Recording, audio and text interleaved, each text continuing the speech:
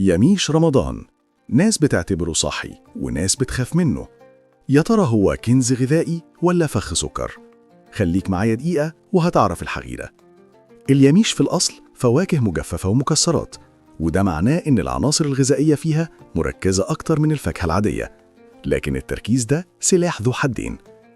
التمر غني بالجلوكوز الطبيعي اللي بيرفع الطاقة بسرعة، وفيه كمان بوتاسيوم يحمل عضلات وألياف تجهز المعدة للأكل، علشان كده هو أفضل حاجة تبدأ بيها فطارك. الزبيب والمشمشية فيهم حديد ومغنيسيوم، ودول بيساعدوا على تقليل الإحساس بالإرهاق، بس لأن السكر فيهم عالي الكمية القليلة منهم هي السر. القراصية غنية بالألياف القابلة للذوبان، وده بيخليها ممتازة لحركة الأمعاء وتسهيل عملية الهضم، خصوصاً في رمضان مع تغيير مواعيد الأكل. المكسرات فيها دهون صحية وبروتين بتقلل الجوع المفاجئ وتثبت مستوى السكر في الدم، لكن حفنة صغيرة تكفي، الزيادة بتبقى تقيلة على المعدة.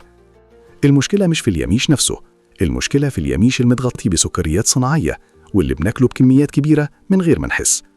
والكمية المظبوطة اللي المفروض نحصل عليها هي طبق صغير متوازن أفضل من طبق كبير عشوائي. تمر زائد فاكهة مجففة زائد شوية مكسرات، كده تاخد الفايدة من غير ضرر. وأحسن وقت الأكل اليميش بيكون بعد الفطار بساعتين، أو ناكله كسناك خفيف مش على معدة فاضية علشان ما يرفعش السكر فجأة. يميش رمضان مفيد لو اخترته صح وكلته باعتدال.